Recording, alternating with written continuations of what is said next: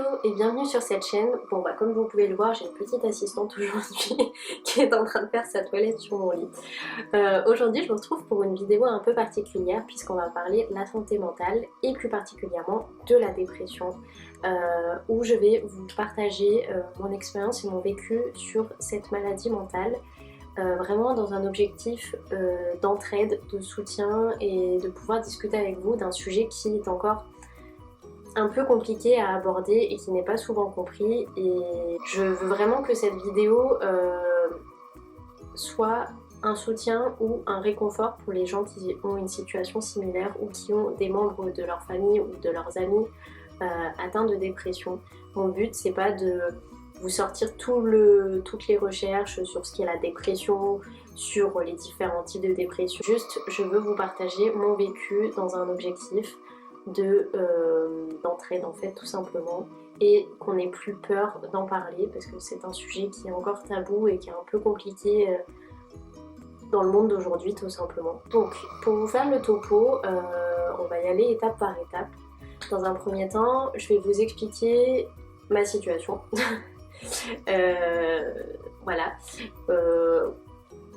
Qu'est-ce qui a fait que j'en suis arrivée là, qu'est-ce que j'ai fait, quel professionnel j'ai consulté et mon état actuellement aujourd'hui. Alors, je sais déjà qu'en m'exposant sur internet, je vais faire face à des critiques.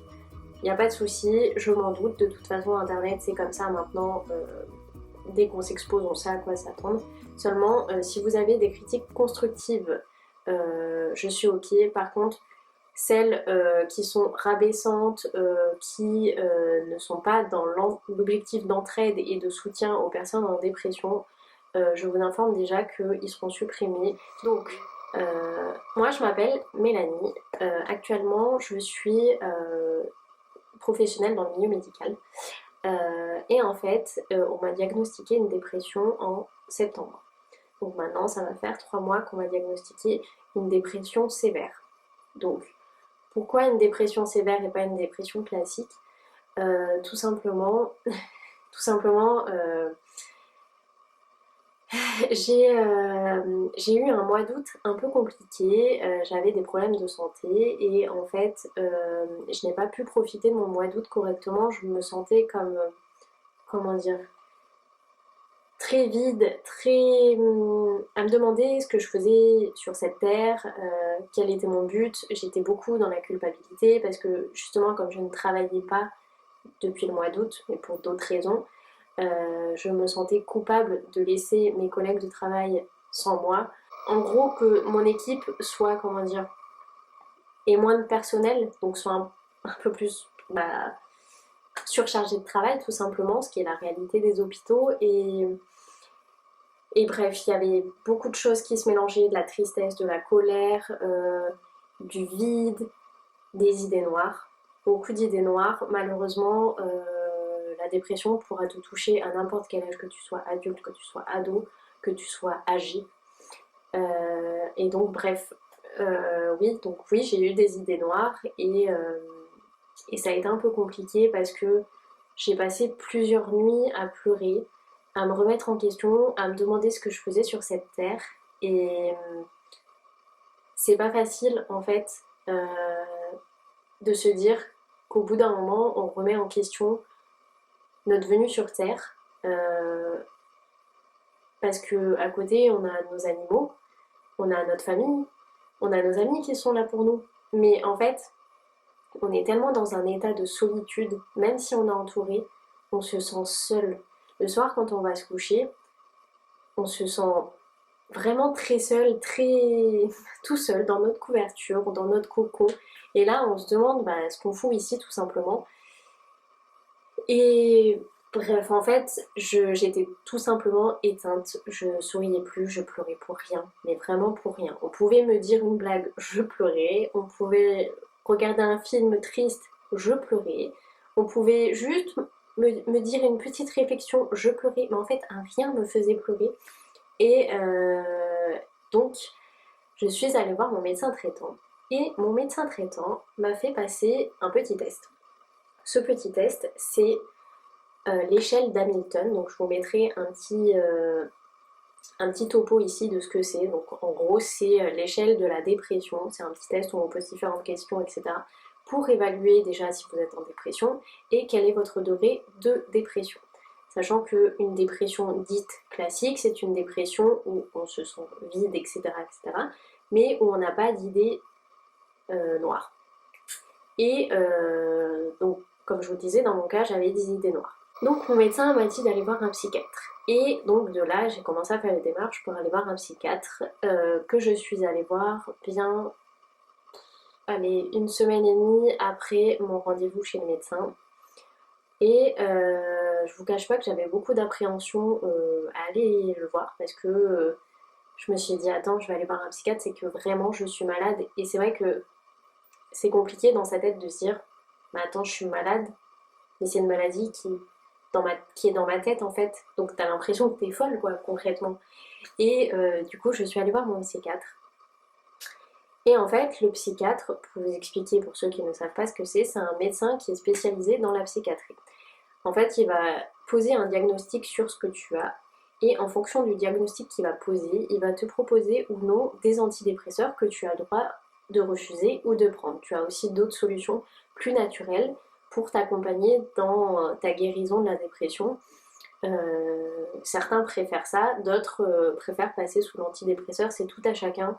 Chacun a un avis personnel là-dessus, donc je me permettrai pas de juger, mais voilà pour vous expliquer grosso modo ce qui se passe avec le psychiatre. Donc je suis allée voir mon psychiatre et donc j'ai discuté avec lui, j'ai eu bien 2-3 séances avec.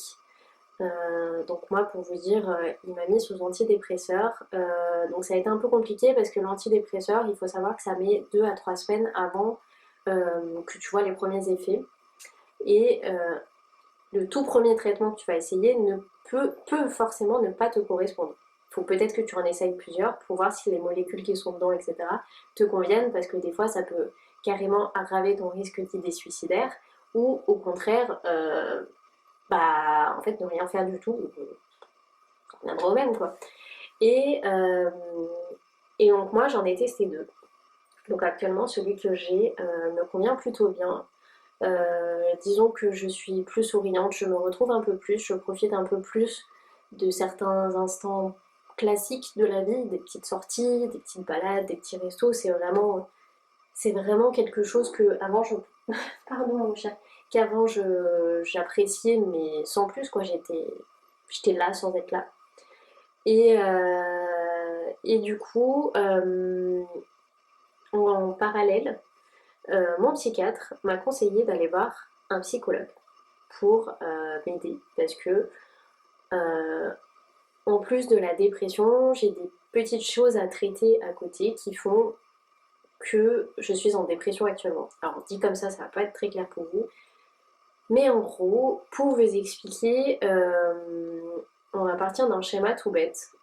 Quand on est enfant, il peut se passer des choses durant notre enfance qu'on va percevoir ou qu'on va vivre qui peuvent être traumatisants. Si c'est des expériences traumatisantes que vous avez vécues une fois mais qui étaient sur une très courte durée, on appellera ça un traumatisme. Si c'est quelque chose que vous avez vécu sur plusieurs années, on va appeler ça un traumatisme complexe. Dans mon cas, il y a eu des traumatismes complexes. Donc, j'ai eu des traumatismes complexes, j'ai eu d'autres expériences par la suite au cours de mes années d'adulte jusqu'à mes 27 ans. Et en fait, j'ai accumulé beaucoup de choses sur mes épaules, tout en le cachant auprès de mes amis et de ma famille. Sauf qu'au bout d'un moment, mes épaules ne supportaient plus tout ce que j'ai pu voir et engendrer jusqu'à maintenant. Et donc, mon cerveau n'a pas réussi à tenir, ma tête n'a pas réussi à tenir, et j'ai fini par craquer mentalement et ne plus pouvoir tenir. C'est là que la dépression s'est déclarée, puisqu'en fait, tout ça a ouvert une petite brèche qui fait que actuellement, je suis dépressive. Il faut dire ce qui est, appelons un chat un chat. Et du coup, j'ai décidé de me faire aider, mais vraiment avec l'aide de ma famille, par des professionnels. Parce que si je m'écoutais, je Je vous avoue qu'aller voir un psychiatre, j'étais pas trop motivée au début parce que bah, voilà, j'avais peur. Et les psychologues, il faut en essayer plusieurs, voir si le contact est bon, si le suivi est bien, si tout correspond et c'est compliqué de trouver un bon psychologue.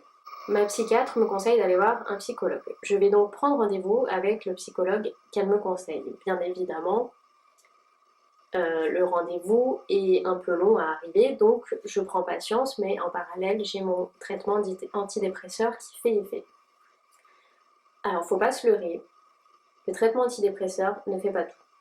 Si un jour vous venez à en prendre un, c'est pas ça qui va vous aider. Ça va vous soulager entre guillemets. Ça va peut-être vous retirer vos idées noires si vous avez de la chance. Ça va aider à ce que vous soyez un peu plus heureux, un peu plus dans le bonheur et moins dans la prise de tête. Mais c'est pas quelque chose qui va régler tout d'un coup. Par contre, faites bien attention parce que quand vous en commencez un, ne l'arrêtez jamais d'un coup. Sinon, ça risque de tout faire sortir fois 10 tous les ressentis que vous aviez avant la dépression. Donc ne faites jamais ça, il faut l'arrêter petit à petit, mais ça, dans tous les cas, vous le verrez avec le professionnel de santé qui est le psychiatre. Donc moi, j'ai commencé mes séances avec mon psychologue depuis maintenant 2 semaines, et là, je le revois bientôt, dans 2 jours. Et en fait, étonnamment, je ne vais pas vous mentir, elle a une bonne approche. Elle a une bonne approche et malgré mes réticences, j'arrive à discuter avec cette psychologue. Et ouais, ça fait du bien d'aller voir un psychologue parce qu'en fait, il est à votre écoute et il prend le soin en fait et le temps de pas vous trouver des solutions, mais vous guider vers une voie plus saine dans la guérison de la dépression. Et, euh, et c'est bien en fait, c'est ce qu'on cherche. Après, il y a beaucoup de travail en amont à faire soi-même également.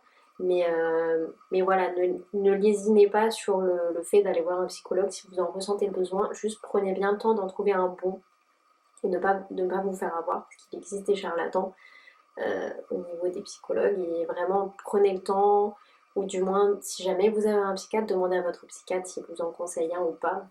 Voilà, vous voyez par vous-même. Et donc du coup, maintenant, ça va faire 3 séances que je vais voir un psy. Je vois quelques changements, je vois que ça m'aide. Après, c'est un chemin qui est compliqué parce que on va passer par des montagnes russes en fait. Un coup, on va être bien, un coup, on va pas être bien. On va voir une évolution, mais d'un côté, on va se dire bah merde. En fait, meuf, non, ça va pas en fait. Là, t'es pas bien. Regarde, t'as une phase où t'es down. Tu sais même pas pourquoi tu pleures. Tu sais même pas pourquoi euh, tu penses à une idée noire. Tu sais même pas pourquoi bah, d'un coup tout ce que tu fais n'a plus de sens en fait. Des fois, il peut m'arriver de passer la journée chez moi, à me dire ok, bon bah super, je passe la journée chez moi, c'est fabuleux. T'as pas envie de sortir, t'as pas envie de te faire à manger. euh, En fait, t'es là, tu te morfonds sur ta vie. Et il y a des jours, tu vas être au taquet, tu vas avoir le sourire, tu vas avoir la pêche, tu vas faire du sport. Et voilà. En fait, c'est très particulier. Et Mais moi, en fait, ça m'handicape beaucoup actuellement parce que je suis pas encore capable de reprendre le travail. Et m'agace. Ça m'agace. J'allais dire un autre terme, mais ouais, ça m'agace parce que j'aime mon travail, mais j'ai plus le goût à le faire actuellement. Et mais en fait, j'en ai eu honte pendant au moins 2 mois sur les 3 derniers parce que je me dis à 27 ans, tu peux pas. En fait, tu peux pas être comme ça. T'es jeune. Comment c'est possible d'être comme ça à cet âge-là et d'avoir déjà des casseroles à transporter et que t'arrives même plus à transporter d'ailleurs. Enfin, c'est compliqué de se voir dans un état comme ça et c'est très dévalorisant en fait pour soi et c'est très compliqué de relever la tête. Alors oui, des fois les gens ils s'en rendent pas compte parce que bah toi t'es là, tu souris, tu essaies de profiter au maximum, tu essaies de pas montrer ça à tout le monde, tu prends sur toi, mais mais il faut savoir qu'une personne qui est en dépression, c'est pas parce qu'elle sourit dans la journée 10-15 minutes voire 20 minutes où tu vas la voir, qu'elle est plus en dépression. C'est pas parce que elle sourit que c'est fini. Non, ça marche pas comme ça. Malheureusement, on a toujours nos démons qui nous rattrapent tôt ou tard. Si c'est pas dans la journée, ce sera tard dans la nuit pendant que t'es tout seul dans ton lit. C'est, c'est ça qui est chaud et c'est pas insurmontable, mais ça prend du temps. Faut de la patience, faut être indulgent avec soi-même et ça c'est très compliqué. Très très compliqué. Voilà. On va passer aux petits tips que je peux vous donner si jamais vous êtes dans un cas similaire. Alors moi, ce que j'ai commencé à faire davantage, c'est sortir un peu plus. Parce que si je m'écoutais, je restais à la maison tout le temps. J'ai tendance à être très casanière et ça on me le reproche beaucoup. Après à côté, je joue aux jeux vidéo parce que c'est un de mes passe-temps favoris et que j'aime ça, ça m'occupe en fait, ça m'occupe l'esprit. J'essaie de sortir un peu plus, donc si jamais vraiment vous sentez que vous avez pas trop la patate, que vous n'êtes pas bien, etc., forcez-vous à aller faire une petite balade, à vous libérer l'esprit. Gardez votre téléphone dans le sac, profitez de l'instant présent, profitez de l'air, du soleil, etc. Ça va vous faire du bien. Même si on n'a pas envie sur l'instant, une fois qu'on l'a fait, on est content parce que ça fait du bien. Vraiment, le fait de prendre l'air, de voir un peu le paysage. Autre conseil, essayez de faire du sport. Si vous n'êtes pas très motivé, essayez au moins une séance par semaine ou trouvez une activité qui vous plaît. Faites quelque chose qui est un peu physique, que ce soit de la piscine, que ce soit de la marche, que ce soit du sport en salle, euh, peu importe. Ou même si vous aimez jardiner, allez jardiner, c'est cool le jardinage, faites de la cuisine, faites quelque chose qui en fait va vous occuper l'esprit parce que vous serez concentré sur cette activité et vous n'aurez pas le temps de penser en fait à toutes ces ondes négatives. Troisième petit tips, moi ce que je fais c'est que j'ai un livre là-bas, un petit cahier dans lequel j'écris quand je ressens le besoin, j'écris dedans comme un journal intime en fait où j'écris la date etc. Et j'écris mon ressenti du moment. Donc souvent, je le fais le soir en fait quand je suis toute seule. Je prends mon petit livre, je me mets une petite musique chill dans les oreilles et j'écris. J'écris tout ce que je ressens. J'écris ce qui va pas, ce qui a été positif dans ma journée, etc. Et des fois, ça peut ressortir en pleurant. Et attention, il faut absolument pas refouler ses émotions. Si ça doit sortir, ça sortira. Si vous devez pleurer pendant 20 minutes, pleurez pendant 20 minutes. C'est ça vous fera du bien, ça vous soulagera, ne serait-ce que 5 minutes, vraiment, lâchez tout. Désolée pour le petit bruit, il y a les deux chats qui sont en train de se faire la guerre. Euh, donc ouais, faites ça, je vous le conseille. Après, libre à vous de le faire ou non. Quatrième petit tips que je vous donne, c'est de voir vos amis. Alors, de voir vos amis, votre entourage, des gens de confiance, des gens qui ne vous jugeront pas, des gens qui sont là pour vous, mais en même temps qui n'ont pas à, comment dire, ils n'ont pas à porter votre malheur avec vous. C'est bien d'en discuter avec vos amis quand vous n'êtes pas bien, mais il ne faut pas que ça déteigne sur eux, parce que le but, c'est qu'ils vous soutiennent, certes, mais il ne faut pas que ça les impacte de trop et que eux aussi soient dans une sorte de tristesse alors qu'ils n'ont pas forcément besoin de ça. Je sais pas si vous comprenez vraiment ce que je veux dire, mais j'essaie de m'exprimer du mieux possible. Et puis si vous en ressentez le besoin, faites du tri dans votre entourage. Libérez-vous des personnes qui vous paraissent toxiques. La dépression aussi, c'est signe de changement. Quand on est en dépression, c'est qu'on a trop accumulé et que ça va plus et qu'il y a des choses à changer et que tout au long de votre dépression, vous allez passer par différentes étapes pour changer tout ça et faire du tri et vous retrouver votre nouvelle moi. Vraiment prendre le temps pour vous, prendre soin de vous. C'est un chemin long, c'est un chemin laborieux, mais il n'y a pas de raison que ce soit pas réalisable. Et faut se dire que c'est une expérience en plus, c'est quelque chose qui certes est très désagréable et on n'aimerait pas passer par là, parce que c'est chiant et qu'on n'a pas besoin de ça dans la vie. Mais ça forge un peu plus le caractère et ça permet de travailler sur soi parce qu'on prend pas forcément le temps nécessaire de le faire de manière générale. Et voilà, le tout c'est d'être bien entouré. Bon, j'espère en tout cas que l'ensemble de la vidéo vous aura plu. Je ne suis pas encore tout à fait douée avec tout ce qui est montage, le fait de parler devant la caméra, le fait de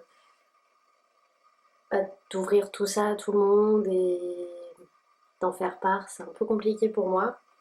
Donc j'espère que malgré tout ça vous plaira. Mais au moins j'ai pas pleuré, c'est déjà le meilleur point de la vidéo. Et j'espère que j'arriverai à aider des gens qui sont eux aussi dans des cas compliqués et que surtout si vous avez besoin d'en discuter, de pouvoir en parler librement, de ne pas avoir peur de se faire juger, etc. Vous pouvez me mettre un petit commentaire en dessous, il n'y a pas de souci. Moi, je vais continuer mon petit bonhomme de chemin, mon petit chemin sur la petite guérison de la dépression. Bon, il y a du changement, j'ai une meilleure voix, je souris un peu plus, même si je pense que 85% de la vidéo sera avec ma tête pas expressive et mes sourcils qui se lèvent et qui se descendent tout seuls. Mais voilà, je suis contente d'avoir partagé ça avec vous, pardon. Et, euh, et n'hésitez pas à me dire ce que vous en pensez. Et sachez que pour moi, c'est un très grand pas de vous partager tout ça. J'ai mis beaucoup de temps avant de me dire que j'irais tout déballer sur internet dans l'espoir d'aider et de soulager des gens qui sont pas bien, qui veulent en discuter, qui veulent ne plus se sentir seuls. Donc j'espère que cet objectif sera atteint. Et en tout cas, je vous souhaite une bonne journée ou une bonne soirée suivant l'heure à laquelle vous regardez la vidéo. Et je vous fais plein de bisous. Et je vous dis à la prochaine pour une nouvelle vidéo. Peut-être en compagnie de mes petits chats qui auront participé à la vidéo quand même, puisqu'elles se sont courues après les 3 quarts de la vidéo. Donc voilà, je vous fais plein de bisous. Merci à vous qui regardez la vidéo. J'espère que vous allez bien, que le moral va bien. Et on se dit à la prochaine. Ciao ciao.